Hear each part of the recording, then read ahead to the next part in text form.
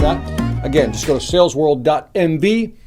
Email is all you need to access the platform. Check out the, let me see, I put in a Hall of Legends, so you can see all the legends in sales. I put in an entertainment lounge. Yeah, in the metaverse, I put in an entertainment lounge. There's a theater.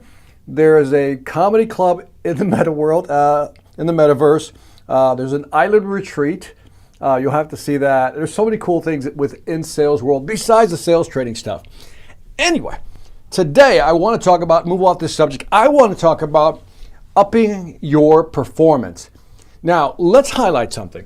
There's a difference between progress, I can write out, and then there's performance. Now, I'm going to give you like the strategy to make you better, right? I'm going to give you, I'll say, a framework to help you get better. But we have to understand these two concepts. We take them for granted.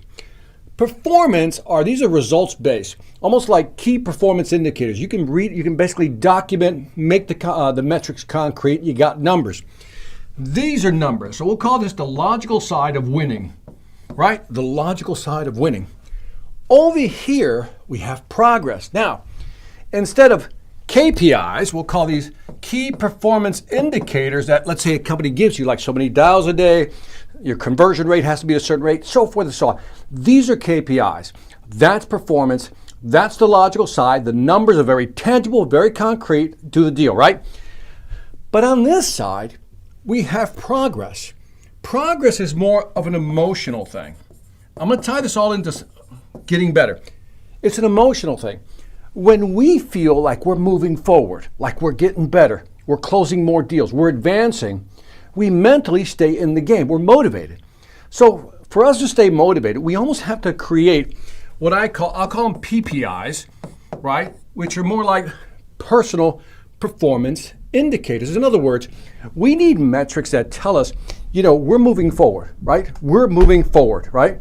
And so what I want to do is give you, first of all, the framework, and then give you a way so you can structure your training, for example, for your people.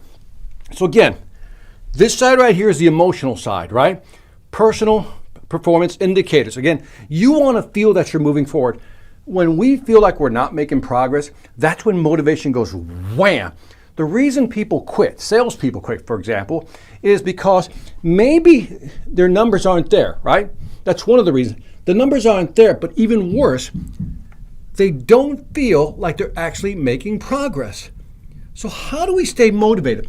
We can't control this to some extent, right? Because these are deals we're trying to close and these are things we're being measured against. But we can control our progress, how better we get over time.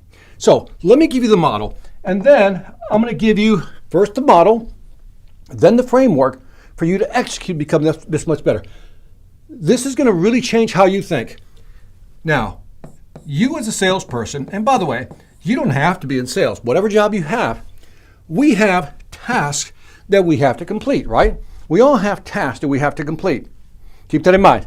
To do that task, you need a certain skill set, right? You need a certain skill set, right? So if you have the skill set, you can perform that task. For example, prospecting, right? Email outreach, whatever it may be. That's your task that you have to perform to be successful. And then there's the performance piece, right? In other words, how you're measured, right? How you're measured. Now, I'll just call this the STP model to keep it easy, right? That's the STP model.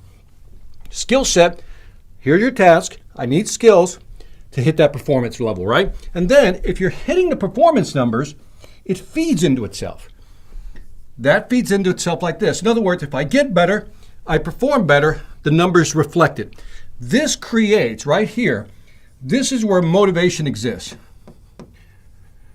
Now here's what's interesting. Any leader, they're lying to you when they say they can motivate you. Nobody can motivate you. Nobody can motivate you.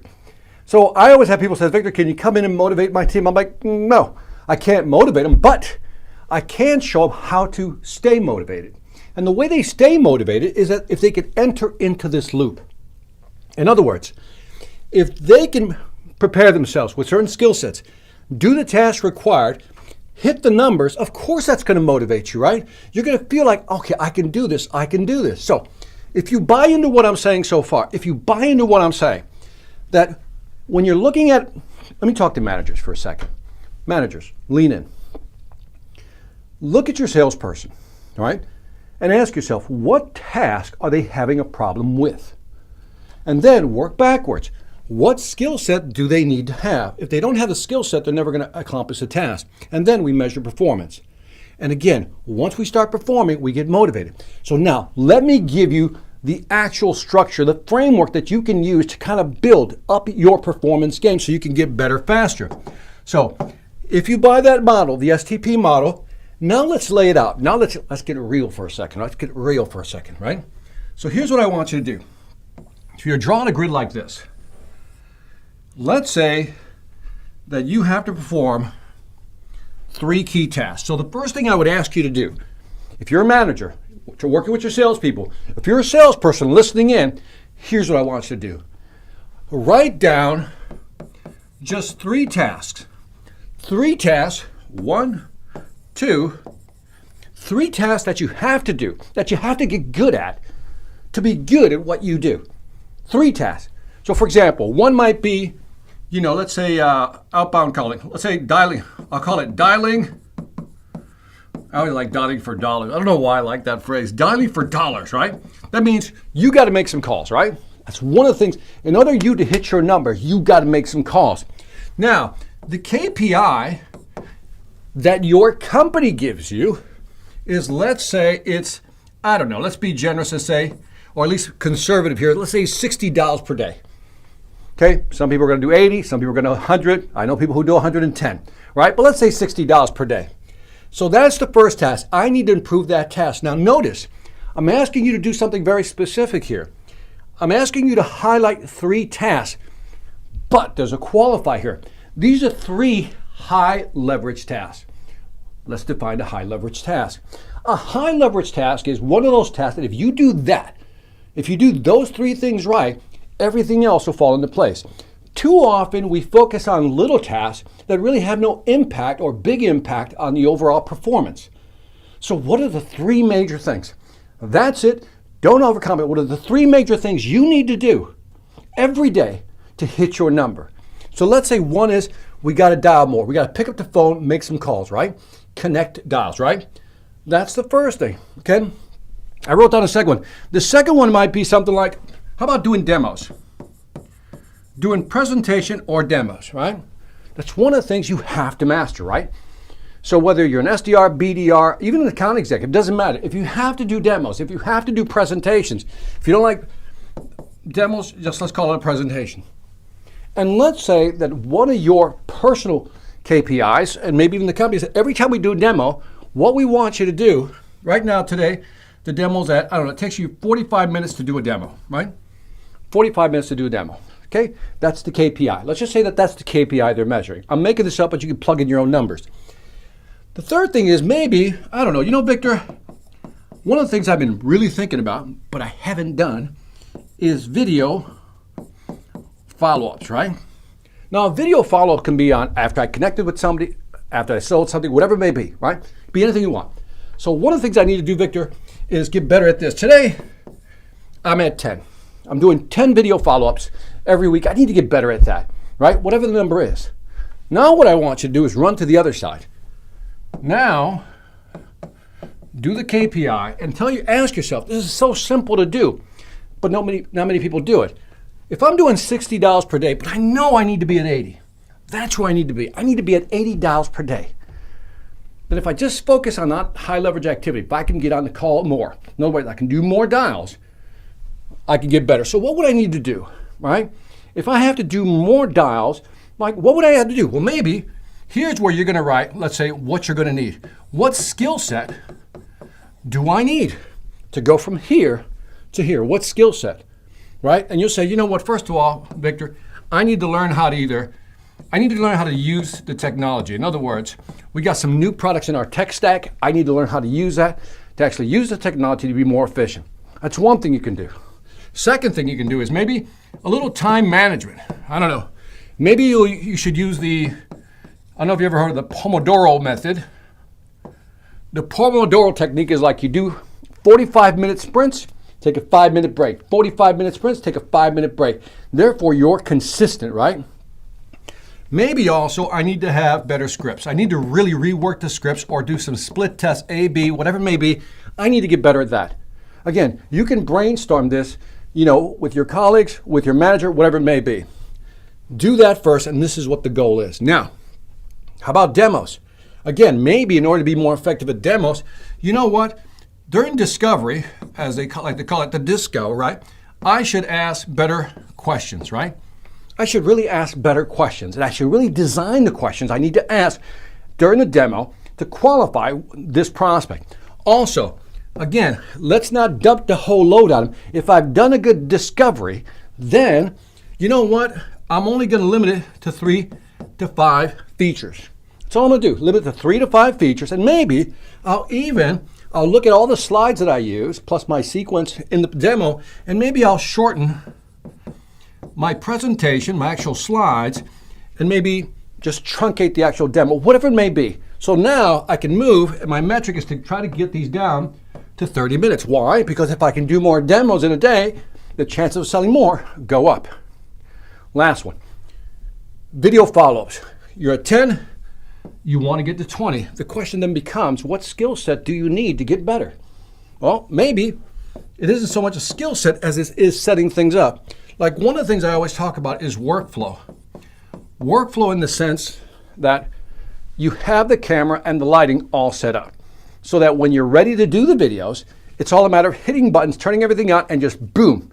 Because usually what stops us from recording videos is having to think about, I got to go set it up. The room's not set up. I got to get the right lighting. I got to get the right this. I got to do the setup. But what if you had the setup already set up? What if you even decided, just use a basic uniform so you don't have to think about what you're going to wear. Just use a basic uniform, whatever it may be. And then maybe again, write out the scripts ahead of time so you know what to say. And then all of a sudden now you're hitting 20. Now here's what I love. If this is the company KPIs, why don't I make this my PPIs? In other words, this is what the company wants from me. And always try to overshoot what your company wants. So, but what are your personal performance indicators? What are the numbers you want? How you feel you're making progress? If you were to just focus on 3, again, just 3, that's all you have to do. 3 high leverage activities, what would they be? So step number 1, what are your top 3 high leverage activities? Number 2, what are the metrics you're using today to measure those, right? Or the company. Number 3, what skill sets do I need? And then what are my personal performance indicators? Because here's what happens mentally. If I start moving closer to this number here, how do I feel? Go back to the STP model. If I have the skills, I'm performing the task, and I'm hitting my numbers, my personal numbers, then I feel more motivated. When I don't do that, I don't feel motivated. I quit, I give up, right? But the problem is that most people take these metrics that the company gives them, and they don't track their progress. Now, if you're not hitting your KPIs, again, same thing. How do I get to the KPIs? How do I begin to do certain things differently so I can get better? So I just wanted to share this with you because I think when we talk about motivation in the workplace, what we're trying to figure out is what keeps people motivated. Because if they're motivated, if you're a manager, they're going to stay, right? If you're motivated, you're going to love your job. You're going to want to stay there. And the reason a lot of people leave, aside from bad managers, is the fact that they don't feel like they're growing or they're progressing. And I think that's a key word. If you don't feel like you're progressing, then you feel like you're going backwards. Like, why am I here? Daniel Pink wrote this book, the book called Drive. And in the book Drive, he highlighted 3 things. Let me highlight them again. He said, what motivates people? What motivates individuals? Pink said 3 things. Here's what people want. Here's how they stay motivated. Beyond the money, money's important. Beyond the money, he says, because it's not sustainable as a motivator, what do people want? Well, I put it in acronym form, AMP. Said the first thing people want is autonomy. Okay? Autonomy is they want to do it your way. This is important. If you're in sales, you want to be able to sell your way. Oftentimes we try to sell somebody else's way, or our manager says, do it this way, make the calls this way, use this script. And I hear that a lot. My manager says I have to use this script. And I think that's a big mistake. And I don't think that's a big mistake. I know it's a big mistake because when you use a script that isn't yours and you don't have the autonomy to inject your personality, then you're not going to deliver that script with the power that it should be delivered with because it's not yours, right? So the first step is to give people some autonomy, some freedom, some agency to do things their way. Number 2, he said, was mastery. This gets back to progress. Mastery means you're learning, you're growing. If people don't feel like they're learning, people don't feel like they're growing, people don't feel like they're progressing, that demotivates them, right? And the last one's always a tough one, by the way, is that they have to find purpose in what they're doing. Again, keep in mind, you sell a product or a service. That's what you sell, but that's not the value you offer. Let me say that again. You sell a product, you sell a service, but that's not the value you offer. Too often, salespeople don't understand the value of what they're actually delivering. I do sales training. That's what I sell. That's not the value I deliver. The value I deliver through my sales training is helping companies get better at growing their business. And because that company gets better at growing their business vis-a-vis my training, the value I provide is business growth. People in the business make money. People in the business have families. They can now pay for their children's college, buy that new car, whatever it may be. That's the real value. My value is not the training. It's not the product or the service of training. It is, how do I help companies grow? And if I can help people grow, that's how I find purpose. My question to you, as you think about your product or service, what's the purpose? For example, one more. This happened today. So I have a company that I work with, and they sell pools. What do you think is the purpose of selling pools, right? What's the value in selling a pool? Is it the actual concrete that's poured into the hole? Is it the actual deck, the way it looked, the aesthetics? No. The purpose, the value that they're selling. They're not selling pools. They're selling it, but that's not the value they're offering. The value they're offering when you sell a pool is that you're selling dreams.